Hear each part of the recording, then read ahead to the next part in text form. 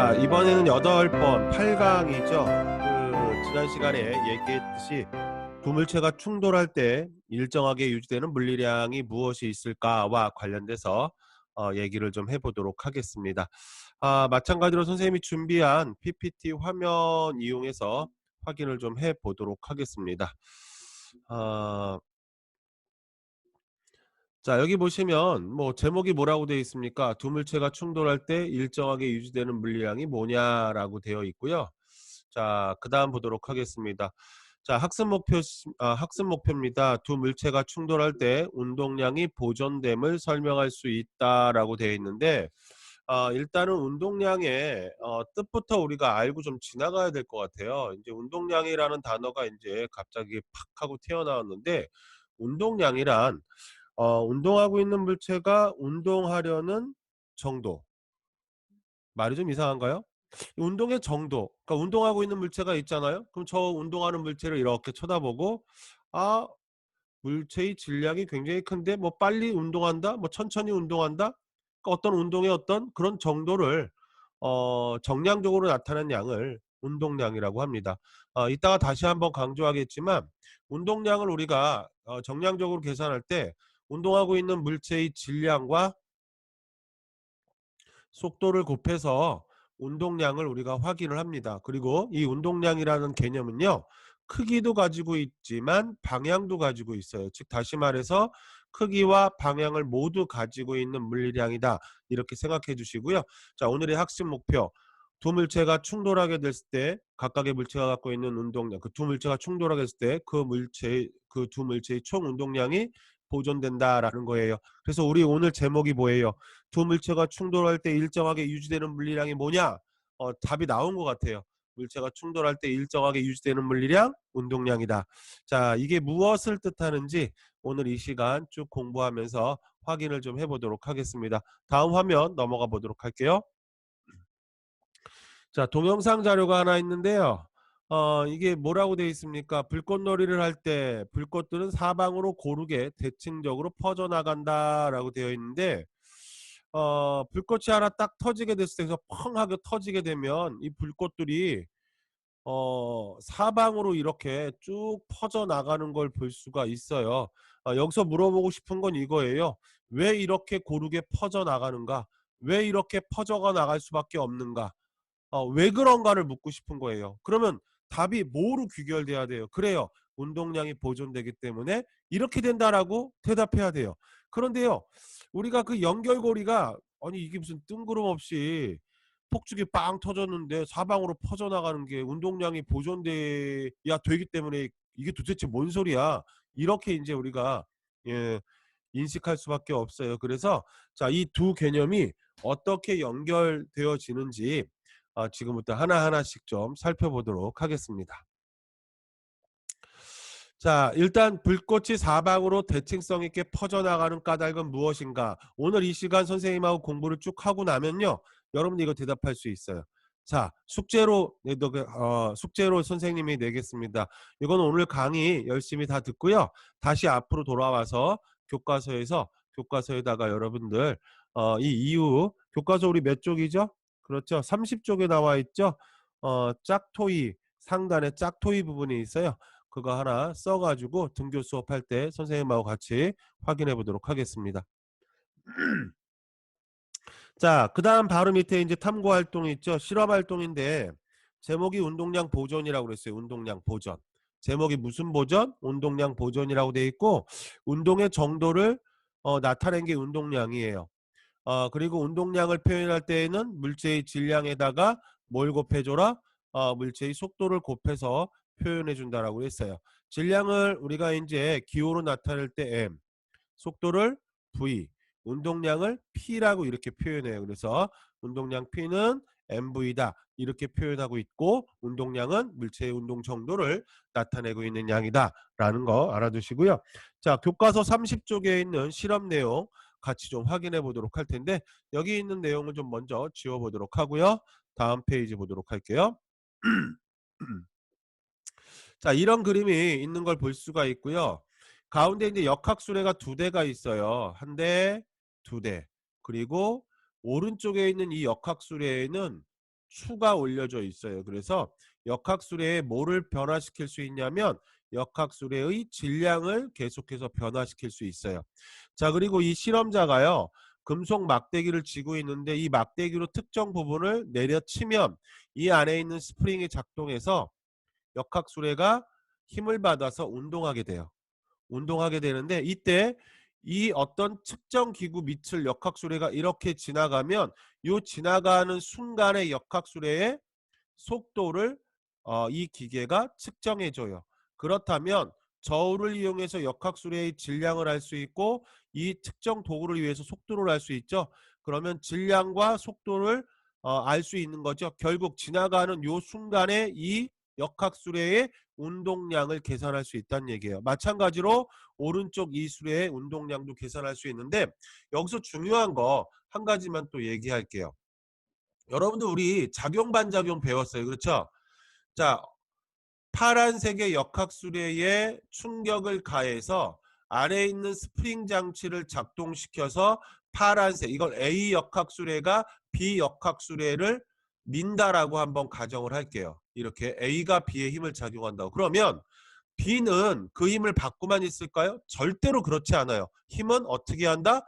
크기가 같고 방향이 반대인 두 힘을 항상 주고받는다고 그랬죠. B도 A에게 똑같은 힘을 준다는 얘기예요. 결국은 이와 같은 실험 장치를 통해 A 역학수레와 B 역학수레에 똑같은 힘의 크기를 작용했을 때 나타나는 속도와 물체의 질량을 가지고 운동량을 계산할 수 있다는 얘기예요. 자, 그런데 운동량 계산할 때 핵심은 질량 곱하기 속도죠. 자, A는 처음에 뭐예요? 정지 상태니까, B도 정지 상태니까 A, B의 운동량을 합해봤자 운동량의 크기는 몇이에요? 0이에요. 왜? V값이 0이니까. 그러면 처음 운동량이 0이었죠. 그렇다면 나중에 이렇게 물체가 운동했을 때 각각의 운동량을 합해도 운동량이 몇이 나와야 된다는 얘기예요.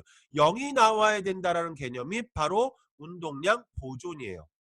그리고 운동량은 크기도 갖고 있지만 모두 갖고 있다고요? 방향도 갖고 있어요. 그래서 방향이 반대이면 마이너스 기호를 붙여준다는 거 참고로 알아두시고요. 계속해서 한번 보도록 하겠습니다. 자, 우리 실험 내용 교과서 실험 내용을 보면 교과서 30페이지예요. 첫 번째 뭐라고 나와 있죠? 평평한 실험대 위에 오른쪽 그림과 같이 장치한 후 역학수레와 추의 질량을 측정한다. 여기 나와 있는 역학수레와 추의 질량을 측정한다 라고 되어 있고요. 두 번째, 역학수레 A와 여기 있는 게 역학수레 A예요. 그리고 역학수레 A의 용수철을 압축하여 두 역학수레 A, B를 접촉시키고, 그렇죠? 역학수레의 속도를 측정할 수 있도록 속도 측정 장치, 여기 있는 이 도구가 속도 측정 장치예요. 속도 측정 장치를 설치한다. 자, 세 번째 보도록 하겠습니다. 막대로 역학수레 A의 용수철 잠금 막대를 가볍게, 용철 잠금 막대를 가볍게 치면 서로 같은 힘을 주고받아요. 작용 반작용. 자, 밀어나게 하고 분리 직후 각각 역학수레의 속도를, 역학수레 A의 속도와 역학수레 B의 속도를 측정한다. 그리고 역학수레 B의, 이 역학수레 B의 추를 하나, 둘, 세 개 올려놓으면서 동일한 실험을 반복한다라고 되어 있어요. 자, 이게 오늘의 탐구 내용이에요. 자, 그렇게 탐구를 진행하고 난 후에 그 결과를 한번 보도록 하겠습니다. 자, 선생님이 결과를 쭉 했는데 역학술에 이제 추를 올려놓지 않은 경우에, 역학술에 비해 추를 올려놓지 않은 경우 A, B 역학술에는 같은 것이기 때문에 질량은 같아요. 그리고 서로 힘을 주고받으면서 반대 방향으로 이렇게 운동을 하고, 그렇게 운동을 할 때 속도 측정기로 속도를 측정했더니 0.74m/s, 0.74m/s 똑같아요. 그랬을 때 질량과 속도의 곱을 우리는 뭐라고 한다? 운동량이라고 이렇게 하고요. 운동량의 크기가 0.24.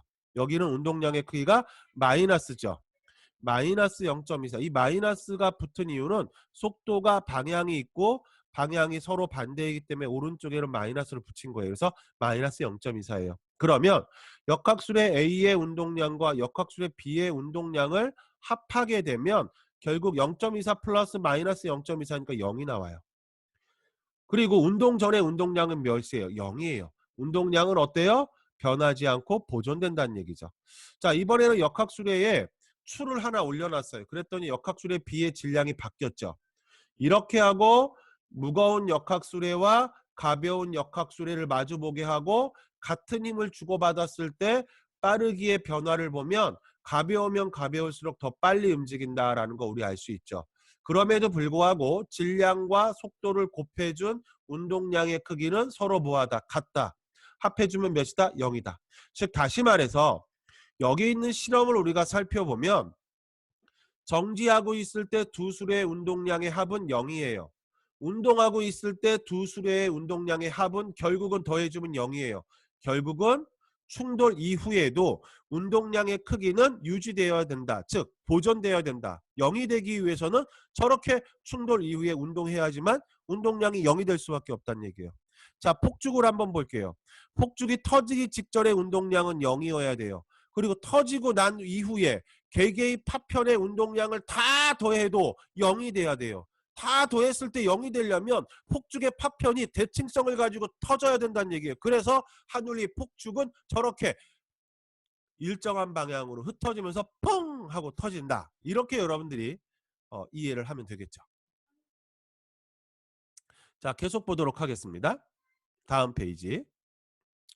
자, 이번에는요 실험을 조금 달리 했어요. 어떻게 실험했냐면 역학술의 B가 현재 정지 상태에 있고요. 역학술의 A를 운동시켜요. 그리고 여기서 충돌시켜요. 여기서 충돌시키면 충돌을 할 때 A가 B에 힘을 주고 B도 A에 똑같은 힘을 줘요. 그러면서 B가 움직이고 A도 가던 방향으로 움직이는데 그때 속도를 측정하는 거예요. 그랬을 때 충돌 전의 총 운동량과 충돌 후의 총 운동량의 크기를 비교하자는 얘기예요. 한번 보도록 하겠습니다. 자, 여기 한번 보면요. 자, 충돌 전부터 볼게요. A만 움직이고 있습니다. A만 움직였을 때 운동량은 0.5이고요. B는 충돌 전이니까 정지 상태니까 운동량이 0이에요. 합하면 0.5이에요. 충돌했어요. 충돌하게 되면 힘을 똑같이 주고받으면서 이 녀석과 이 녀석이 어떻게 돼요? 똑같은 힘을 받아요. 얘가 더 무거우니까 천천히 달리고 가벼우니까 빨리 달려요. 곱해준 녀석이 운동량의 크기, 곱해준 녀석이 운동량의 크기인데 이 녀석과 이 녀석을 합하게 되면 약 0.5 정도 나와요. 약간의 차이는 있지만 어때요? 운동량의 크기가 모됨을 우리가 유추해 볼 수 있어요. 일정하게 유지됨을 유추해 볼 수 있다는 얘기죠. 결국은 자, 충돌 이후에 운동량은 뭐 된다? 보존된다라는 걸 자, 페이지 31쪽에 자, 실험을 통해서도 우리가 확인할 수가 있습니다. 자, 우리가 등교 수업이었다면 우리가 직접 실험을 해가지고요. 여러분들이 눈으로 직접 확인했을 텐데 그렇지 못한 점 이해를 좀 해주시고요. 자, 다음 페이지 넘어가 보도록 할게요. 자, 마찬가지로 이번에는요. 두 역학술의 A, B가 충돌한 후 한 덩어리가 되게 실험을 한대요. 한 덩어리가 되게 실험을 해도 마찬가지예요. 자, 여기 보면요. 충돌 전 운동량의 크기는 0.43이에요. 한 덩어리가 돼요. 한 덩어리가 됐는데도 운동량의 크기는 거의 일정하게 뭐 된다? 유지된다라는 걸 확인할 수가 있습니다. 자, 다음 페이지 보도록 하겠습니다. 두 수레가 분리될 때 분리되기 전후, 전과 후 두 수레의 운동량의 합을 비교해 보면 어떻다? 선생님 뭐라고 그랬죠? 같다라고 그랬죠? 자, 분리된 후 역학수레의 운동량은 역학수레의 질량과 관계없이 같은 크기의 운동량을 나타낸다. 같은 크기의 운동량을 나타낸다. 따라서 분리된 직후 운동량의 합은 분리되기 전과 마찬가지로 몇이 된다? 0이 된다 이거예요. 왜? 충돌 전에 운동량의 합이 0이었으니까 충돌 후에도 운동량은 보존돼야 하기 때문에 0이 돼야 된다는 얘기예요. 선생님 왜 그래야 돼요? 그게 자연의 섭리예요. 조물주가 세상을 만들었을 때 그렇게 만들었어요. 그리고 우리 인간이 사물의 운동을 이렇게 관찰했더니 그런 특성을 발견하게 된 거예요. 그리고 그런 특성을 발견한 이후에 그것을 과학적으로 그 과학적 사실을 공학적인 어떤 기술과 접목해서 다양한 도구를 만드는 거예요. 그렇게 인류 문명이 발전하고 있다라고 여러분들이 이해해 주시면 되겠습니다. 두 수레가 충돌할 때 충돌 전후 역학수레의 운동량의 합을 비교해보자. 이것도 마찬가지로 합은 뭐하다? 같은 값을 갖는다. 왜? 운동량이 뭐 돼야 되기 때문에? 보존돼야 되기 때문에. 이렇게 이해하면 되겠죠. 자, 운동량 보존 법칙과 관련돼서 간단하게 정리를 좀 해보도록 하겠습니다. 자, 여기 보시면 두 물체 사이에 상호작용하는 힘만 존재할 때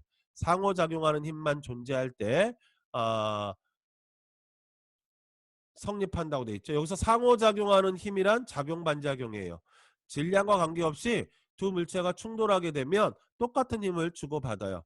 자, 두 물체가 충돌하거나 분리될 때 자, 운동량의 합은 항상 뭐하다? 일정하다. 이걸 운동량 보존 법칙이다. 이걸 그림으로 표현하면 우리가 이렇게 표현할 수가 있겠죠. 충돌 전 A의 운동량과 B의 운동량을 합한 값은 충돌 후 A의 운동량과 B의 운동량을 합한 이 값과 뭐하다? 같다. 이렇게 얘기할 수 있고요. 이걸 운동량 보존 법칙 이렇게 표현을 해주고 있습니다. 다음 페이지 보도록 하겠습니다. 마찰이 없는 빙판에서 질량이 50kg, 100kg인 사람이 정지 상태에서 서로 밀었다. 빙판 위에서 두 사람이 하나는 50kg이고 질량이 하나는 100kg인데 밀었대요. 밀었을 경우 질량이 다르더라도 두 사람이 주고받는 힘의 크기, 즉 50kg인 사람이 100kg인 사람을 미는 힘과 100kg인 사람이 50kg인 사람을 미는 힘은 같아요. 그리고 충돌 전 운동량이 0이었죠. 두 운동량의 합이 0이었죠. 그러면 충돌 후 두 운동량의 합도 몇이어야 돼요? 0이어야 돼요. 얘가 이쪽으로 움직이면서 운동량이 만들어지고 얘가 이쪽으로 움직이면서 운동량이 형성됐다 하더라도 운동하는 두 물체의 운동량은 처음과 일정하게 0이어야 된다는 얘기예요. 그렇게 되기 위해서는 질량이 이 녀석인 50kg인 사람과 질량이 100kg 사람의 운동량이 서로 뭐 해야 돼요? 같아야 돼요. 운동량 P는 질량 곱하기 속도죠. 그렇기 때문에 질량이 2배 크면 속도는 2배 작아야 된다는 얘기예요. 그쵸? 그리고 속도는 2배 커야 된다는 얘기예요. 이렇게 돼야 운동량의 크기가 서로 같아져서 더하면 0이 된다는 얘기죠. 그럼 속도를 비교해보면 다음과 같이 자 뭐라고 얘기해요? 질량에 반비례한다 라고 되어 있고요. 50kg인 사람의 속력은 100kg인 사람의 속력의 몇 배가 돼야 된다? 2배가 돼야 된다. 왜? 운동량이 보존돼야 되기 때문에. 그렇게 여러분들이 이해를 해주시면 되겠습니다.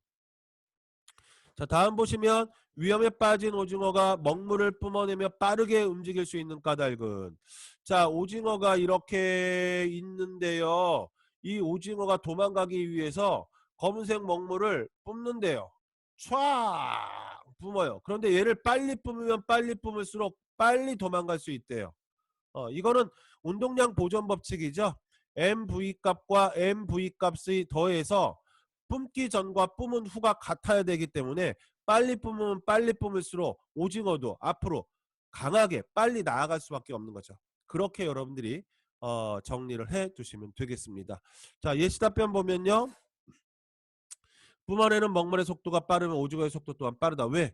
운동량이 뭐 돼야 되기 때문에 보존돼야 되기 때문에 그렇게 이해를 해 주시면 되겠습니다. 자, 오늘은 물체가 충돌을 할 때 운동량이 보존되는 물리량이 보존되는 물리량이 뭐가 있느냐라고 했을 때 운동량이 보존된다 이런 얘기를 했습니다. 자, 다음 시간에는요 운동량이 보존되는 까닭이 무엇일까? 그렇다면 왜 조물주는 세상을 창조할 때 운동량을 보존되게끔 이렇게 만들었을까? 운동량이 보존되는 까닭이 무엇일까와 관련해서 공부하도록 하겠습니다. 오늘 이 시간 이만 마치도록 하겠습니다.